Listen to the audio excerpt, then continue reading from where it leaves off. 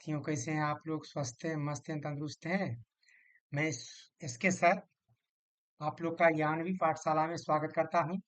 और आज हम लोग जानेंगे भारत के भौगोलिक स्थिति के बारे में। ठीक है। भारत के भौगोलिक स्थिति के बारे में मैं बता दूं आपको। सबसे पहले तो आप जानिए भारत का जो है क्षेत्रफल के हिसाब से विश्व में कौन सा स्थान है। नहीं, क्वेश्चन है भारत विश्व में कौन सा सबसे बड़ा देश है। इसका मतलब ये हुआ भारत जो है अपने क्षेत्रफल के हिसाब से विश्व में कितना स्थान रखता है, ये आपको बताना है। तो आप क्वेश्चन का जवाब अगर ढूंढने जाएंगे तो भारत जो है विश्व में स्थान रखता जो है वो कितना रखता है, तो वो ध्यान दीजिएगा, 7वां स्थान रखता है। भारत जो है 7वां स्थान रखता है। इसके बारे में थोड़ा सा हम लोग कुछ और जान लेते हैं। जानने के क्रम में भारत का जो है 7वां स्थान रखता है। और इसमें जो है सबसे बड़ा देश क्षेत्रफल के हिसाब से सबसे बड़ा देश कौन सा है बाब? तो रूस है। सबसे बड़ा देश कौन है? रूस है सबसे बड़ा देश। और रूस जो है उसका आप क्षेत्रफल जानिएगा। क्षेत्रफल उसका हो जाएगा कितना? 17.9, 17.9 वर्ग किलोमीटर। ठीक है, 17.9 वर्ग किलोमीटर। ठीक है, ये 17.909, 17.09 वर्ग, मिलियन वर्ग, यहाँ देखिए बाबू, मिलियन है ये। काफी फर्क पड़ जाता है। मिलियन वर्ग किलोमीटर। ठीक है, रसिया का। रसिया जो है कुल क्षेत्रफल इसका जो है आपका 11% है। विश्व के कुल क्षेत्रफल का रसिया का 11% है। और सबसे छोटा अगर देश की बात करें क्षेत्रफल के हिसाब से तो वह है वेटिकन सिटी। Vatican city. ठीक है, वेटिकन सिटी। और इसका क्षेत्रफल की अगर बात करें तो ये मात्र 0.44 वर्ग किलोमीटर है इसका क्षेत्रफल, मात्र। ठीक है। और ये है कहाँ स्थित वो जान लीजिए आप लोग। ये जो है इटली के इटली की राजधानी रोम के भीतर एक स्वतंत्र राज्य के रूप में है स्थित ये। ठीक है, तो आप लोग को जानकारी मिल गया होगा इससे कि रसिया का स्थान जो है प्रथम स्थान आता है। और उसके बाद कनाडा आता है, चाइना आता है। इस तरह से धीरे धीरे करके सीक्वेंस का बनता है। फिर मैं डिटेल्स में और आगे बढ़ूंगा तो इसका जवाब दे दूंगा आपको। चलिए, अगला क्वेश्चन आपका है दूसरा नंबर। इस दूसरा नंबर क्वेश्चन में क्या कहता है, ध्यान दीजिएगा। कहता है कि भारत की मुख्य भूमि, ध्यान दीजिएगा, भारत की मुख्य भूमि का अक्षांशीय विस्तार क्या है। सबसे पहले तो ये जान लीजिए आप लोग कि अक्षांश रेखा जो होता है वो क्या होता है? हॉरिजॉन्टल होता है, पूरब से पश्चिम इस तरह से। पूरब से पश्चिम इस तरह से आपका इस तरह से चलता है, हॉरिजॉन्टल इस तरह से। ठीक है, अक्षांश रेखा आप लोग देखते होंगे मैप मैप पर, अक्षांश रेखा पूरब से पश्चिम की ओर रहता है। तो आप जान लीजिए मुख्य भूमि, भारत का मुख्य भूमि जो है उसमें अगर आप देखिएगा अक्षांशीय विस्तार इसका, अक्षांशीय विस्तार आपका हो जाएगा 8 डिग्री। ये देखिए ए नंबर में लिखा हुआ है 8 डिग्री 4 मिनट उत्तरी अक्षांश से 37 डिग्री 6 मिनट उत्तरी अक्षांश के बीच। ठीक है ना। भारत का विस्तार जो है 8 डिग्री 4 मिनट उत्तरी उत्तर से 37 डिग्री 6 मिनट उत्तर के बीच स्थित है ये। क्लियर है आपका। और आप जानते हैं अक्षांश रेखा जो है पूरब से पश्चिम की ओर खींची जाती है। चलिए नेक्स्ट क्वेश्चन की ओर बढ़ते हैं। नेक्स्ट क्वेश्चन आपका है भारत का देशांतर विस्तार। अब देशांतर विस्तार के बारे में थोड़ा जान लीजिए। देशांतर रेखा क्या होता है? वर्टिकल इस तरह से, इस तरह से उत्तर से दक्षिण की ओर, नहीं, देशांतर रेखा उत्तर से दक्षिण की ओर इस तरह से रहता है। तो अब आप जानिएगा देशांतर रेखा जो भारत जो है किस देशांतर के बीच स्थित है, वो मैं बता दूं आपको यहाँ से। इसका भी आंसर क्या हो जाएगा? ऑप्शन नंबर ए ही हो जाएगा। ठीक है, ऑप्शन नंबर ए आपका इसका आंसर हो जाएगा। यानी 67 डिग्री 7 मिनट पूर्व से 97 डिग्री 25 मिनट पूर्व के बीच में स्थित है देशांतर, देशांतर रेखा। पूर्वी देशांतर से पूर्वी देशांतर, 68 डिग्री 7 मिनट पूर्वी देशांतर से 97 डिग्री 25 मिनट पूर्वी देशांतर के बीच स्थित है ये। ठीक है, तो आप लोग इसी को जानिएगा। चलिए, बहुत अच्छी बात है। अब आगे बढ़िए। चलिए यहाँ पर देखिएगा MCQ4। MCQ4 कहता है भारत का कुल क्षेत्रफल कितना है। भारत का कुल क्षेत्रफल जो है वो यहाँ पर देखिए ऑप्शन में देखिएगा तो यहाँ पर दिया हुआ ए नंबर ऑप्शन में क्या, भारत का कुल क्षेत्रफल, यानी भारत का कुल क्षेत्रफल जो है, स्थलीय क्षेत्रफल, वो आपका 32.8 लाख वर्ग किलोमीटर। अगर मैं इसकी बात करूं पूर्ण रूपेण से, ये तो आपका, अगर इसको पूर्ण रूपेण लिखूं मैं यहाँ पर, ये हो जाएगा 3287, ठीक है, 3287 263, 3287 263 वर्ग किलोमीटर, ये आपका हो जाएगा इसका टोटल। ठीक है ना, ये याद रखिएगा आप। कभी कभी ये भी दे देगा आपका ऑप्शन में, ये आपका आंसर हो जाएगा भारत का कुल क्षेत्रफल। और ये क्षेत्रफल जो है आपका भारत का कुल, वो विश्व के कुल क्षेत्रफल का 2.4% है। विश्व के कुल क्षेत्रफल का ये कितना परसेंट है, 2.4%। ये ध्यान रखिएगा बाबू, ये बराबर एग्जाम में क्वेश्चन पूछता है, भारत का क्षेत्रफल जो है विश्व के क्षेत्रफल का लगभग कितना परसेंट है, तो लगभग आपका 2.4% है। तो यहाँ से आपको समझ में आ गया होगा इस क्वेश्चन का आंसर। चलिए आगे बढ़ते हैं।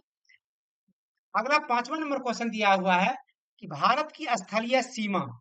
अब यहाँ देखिएगा, भारत का स्थलीय सीमा जो है, कि कुल लंबाई अगर मैं देखूं स्थलीय से, जो स्थल भूभाग है, उसकी स्थलीय सीमा जो है 15,200 किलोमीटर पड़ता है स्थलीय सीमा।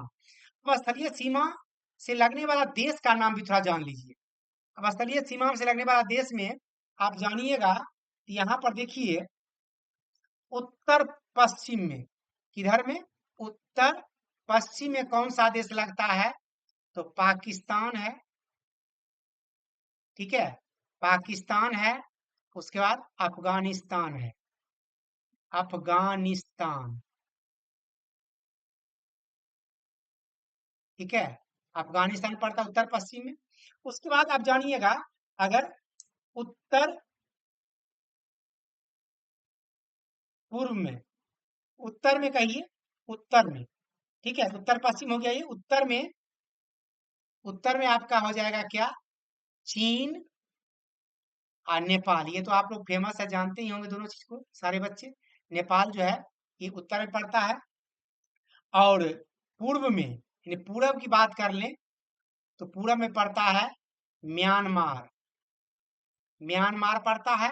और कौन पड़ता है, बांग्लादेश, बांग्लादेश, ठीक है, ये आपका पूरब में पड़ता है। और एक चीज आपका यहाँ पे छूट रहा है, दक्षिण में। तो यहाँ पर देखिएगा, दक्षिण में जो है, भारत के दक्षिण में कोई स्थलीय भूभाग नहीं है। दक्षिण में पड़ता है हिंद महासागर, ठीक है, हिंद महासागर है, हिंद महासागर आपका दक्षिण में पड़ता है ये। और एक चीज बता देता हूँ, दक्षिण में जो है श्रीलंका, दक्षिण में पड़ता है कौन बाबू, श्रीलंका है दक्षिण में, श्रीलंका है, जो कि पाक जल डमरू मध्य से, ध्यान दीजिएगा, पाक जल डमरू मध्य, पाक जल डमरू मध्य से ये क्या होता है, भारत से अलग होता है, ठीक है। और भारत का समुद्री पड़ोसी पड़ोसी देश, ध्यान दीजिएगा बाबू, भारत का समुद्री पड़ोसी देश जो है, समुद्री पड़ोसी देश, समुद्री पड़ोसी कौन सा है बाबू, आप लोग बताइए, मालदीव। कौन सा है, मालदीव। मालदीव अपना औकात दिखाया था, तो मोदी जी जाकर लक्षद्वीप में बैठ गए थे, तो लाइन पे आ गया था, नहीं, यही मालदीव है। चलिए, आप लोग समझ गए होंगे इस चीज को अच्छी तरह से। अगला क्वेश्चन बढ़ते हैं। अगला क्वेश्चन आपका देखिएगा, भारत की तट रेखा की लंबाई कितनी है। भारत की तट रेखा, ये देखिए बाबू, ये क्वेश्चन जो है बड़ा ही बेहतरीन क्वेश्चन है। अगर आपको मैं बताऊं, ध्यान से देखिएगा, यहाँ पर मैं लिख रहा हूं 1970, 1970 के दशक में एक पारंपरिक आंकड़ा के अनुसार, ये 1970 के दशक में पारंपरिक आंकड़ा के अनुसार क्या था, 7516, ये आपका आंकड़ा 7516 था, ये नहीं है, 7516.6 किलोमीटर ये नापा गया था। भारतीय तटरेखा की लंबाई अनुमान के तौर पे आंकड़ा दिया गया था। लेकिन ये आंकड़ा जो है मिथ्यात्मक हो गई है, ये आंकड़ा आपका अब नहीं चलेगा, ये आंकड़ा आपका गलत हो गया। लेकिन वर्तमान में, वर्तमान में जो है जीआईएस, यहाँ देखिएगा ध्यान से, वर्तमान में जो है, इसी क्वेश्चन में तो दिया हुआ है पुराने डाटा के अनुसार आंसर हो जाएगा बी, लेकिन मैं वर्तमान में आपको बता देता हूँ, वर्तमान में वर्तमान में नया डाटा आया है। वर्तमान डाटा किसका आया है? तो GIS, GIS ये जो है उच्च रिजोल्यूशन है, GIS। उसके नए तकनीक की तरह पता चला है कि भारत का जो है कुल स्थलीय सीमा जो है, तटीय तटरेखा की लंबाई 11,098 11,098.81 किलोमीटर है। ठीक है, ये आपका टोटल कुल है ये। ठीक है, अब इसमें देखिएगा दो तरह की बातें आती है। एक बात आता है कि मुख्य भूमि का, भारत का मुख्य भूमि जो है, मुख्य भूमि, भारत जो आप देखते हैं मुख्य भूमि, उस मुख्य भूमि की तटीय लंबाई जो है वो है आपका 7870.51 किलोमीटर, ये मुख्य भूमि का। और द्वीपों का तटीय, ये द्वीप द्वीप का जो है, द्वीपों का द्वीपों का तटीय भाग जो है वो 32.3228 किलोमीटर। ठीक है, ये हो जाएगा आपका 30 किलोमीटर।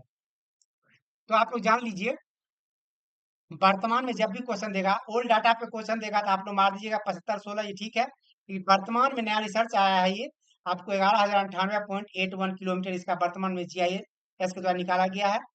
और मुख्य भूमि का देखिएगा तटीय लंबाई 7870.51 किलोमीटर, और द्वीप का 3228.83 किलोमीटर, दोनों को ऐड कर दिएगा, इतना पूरा हो जाएगा आपका। चलिए नेक्स्ट क्वेश्चन की ओर बढ़ते हैं। 7वां नंबर क्वेश्चन है, भारत का मानक समय किस देशांतर पर आधारित है? भारत का मानक समय जो है वो, ये देखिए, 82.5 डिग्री पूर्वी देशांतर, 82.5 degree, B number option, 82.5 degree पूर्वी देशांतर रेखा पर स्थित है। यह जो है आपका 82.5 डिग्री पूर्वी देशांतर रेखा जो है कहाँ से गुजरती है? तो वो जानिएगा, ये उत्तर प्रदेश, ये उत्तर प्रदेश के मिर्जापुर जगह से, उत्तर प्रदेश में मिर्जापुर जगह है जहां से होकर ये गुजरती है। और इसी के अनुसार जो है पूरे देश का समय निर्धारित होता है, तय होता है। और ये जो है आपका ग्रीनविच, जो कि इंग्लैंड में है, लंदन में, ग्रीनविच से ये, ग्रीनविच से 5.5 घंटा, 5.5 घंटा क्या है? आगे है। ये जो है अपना आपका ग्रीनविच से 5.5 घंटा क्या है? आगे है। ध्यान दीजिएगा, ग्रीनविच से क्या है? 5.5 घंटा आगे है। ठीक है, चलिए इस क्वेश्चन का जवाब आ गया। अगला क्वेश्चन है, कर्क रेखा, 8वां नंबर क्वेश्चन है, कर्क रेखा भारत के कितने राज्यों से गुजरती है? अगर एक बार में जवाब लीजिएगा, कर्क रेखा क्या है? भारत के कुल 8 राज्यों से होकर गुजरती है, जो कि आपका दिया हुआ यहाँ देखिए, विकल्प सी में आंसर। ठीक है, विकल्प सी आपका आंसर हो जाएगा इसका, विकल्प सी। अब देखिएगा इसमें आपका, इसका डाटा थोड़ा दे दूं। कर्क रेखा जो है, कर्क रेखा कितना डिग्री पर है वो जान लीजिए। कर्क रेखा 23 डिग्री 30 मिनट, ठीक है, उत्तरी अक्षांश, उत्तरी अक्षांश को कहते हैं हम कर्क रेखा। क्लियर है, उत्तरी अक्षांश कहते हैं।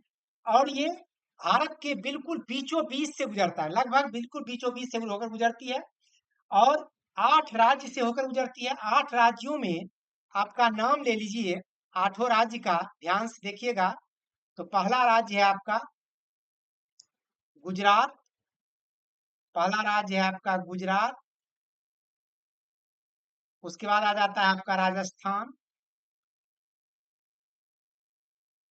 उसके बाद आ जाता है आपका राजस्थान के बाद मध्य प्रदेश, मौ रॉ लिख दिए, मध्य प्रदेश हो गया। उसके बाद आ जाएगा आपका छत्तीसगढ़, छत्तीसगढ़ आ जाएगा।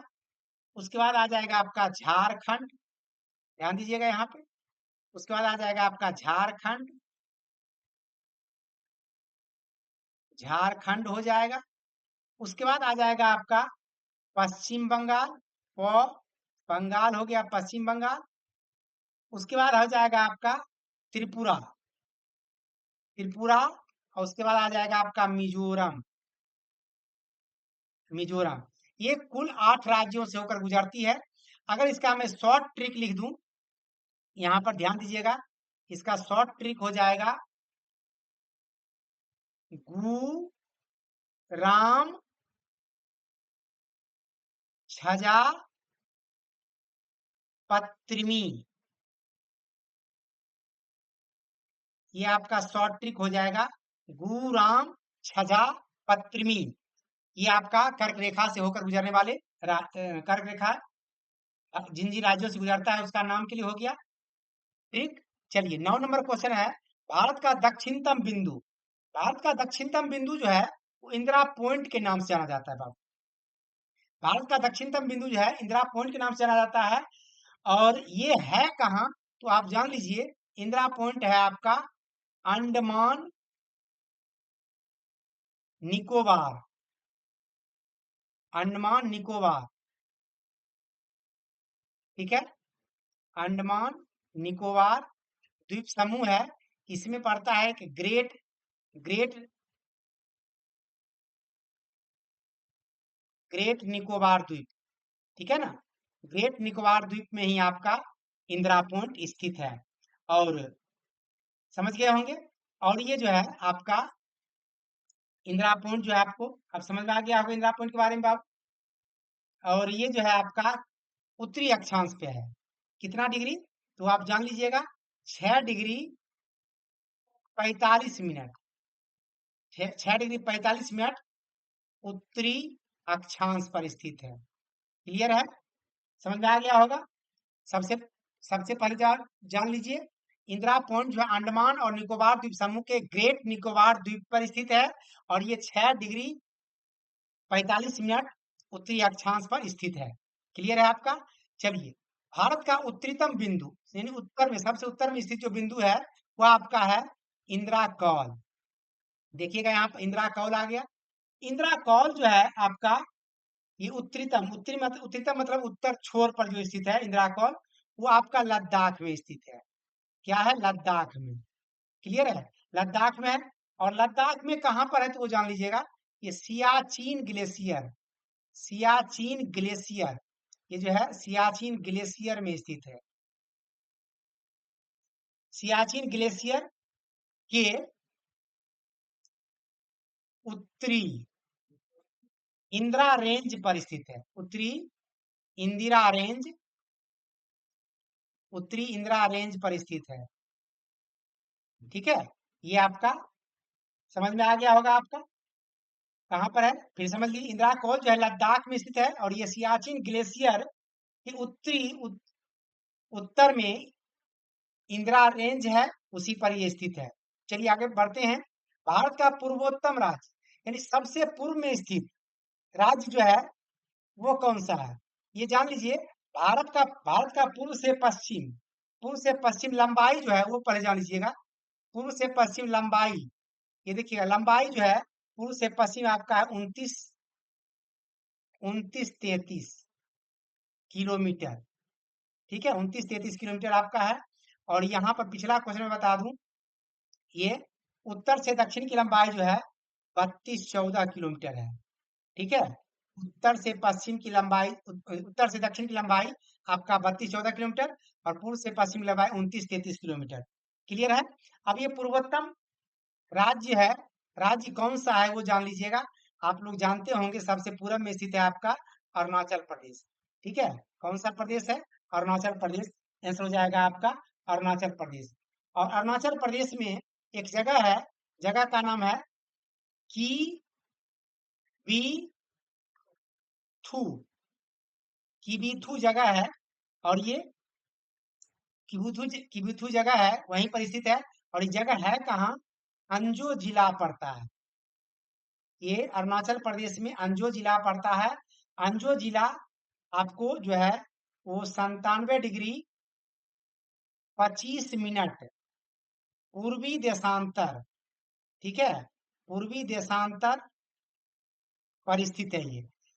बात समझिएगा, पूर्वोत्तम राज्य जो है वो अरुणाचल है। अरुणाचल का कौन सा छोर, किबीथू, और ये अंजो जिला में है, जो 97 डिग्री 25 मिनट पूर्वी देशांतर पर स्थित है। अगला क्वेश्चन है, भारत का पश्चिमतम राज्य यानी सबसे पश्चिमी छोर पर जो राज्य है वो आपका कौन हो जाएगा, गुजरात हो जाएगा।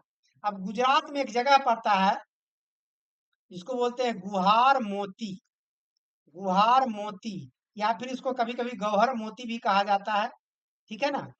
गुहार मोती या गौहर मोती जगह है, गुहार मोती, गुहार मोती जगह है, वहां पर स्थित है आपका, ठीक है, गुजरात में। तो आप लोग जान गए होंगे इसके बारे में भी। अब आप लोग को मैंने थोड़ा सा इस पर कुछ एक्स्ट्रा नॉलेज दे देता हूँ। क्या एक्स्ट्रा नॉलेज लेना तो बेकार नहीं बाप, एक्स्ट्रा नॉलेज तो लेना चाहिए। जैसे मैंने बता दिया, उत्तर से दक्षिण की लंबाई 32-14 किलोमीटर, पूर्व से पश्चिम लंबाई भारत की 29-33 किलोमीटर। उसी प्रकार भारत को का प्राकृतिक विभाजन जो है, कुल प्राकृतिक विभाजन जो है 6 भागों में, भारत को कुल 6 भागों में भौतिक प्रदेशों में बांट करके अध्ययन किया जाता है। इसमें पहला है, यहाँ ध्यान दीजिए, इसी पे मैं लिख देता हूँ। पहला नंबर आपका है उत्तरी पर्वतीय क्षेत्र।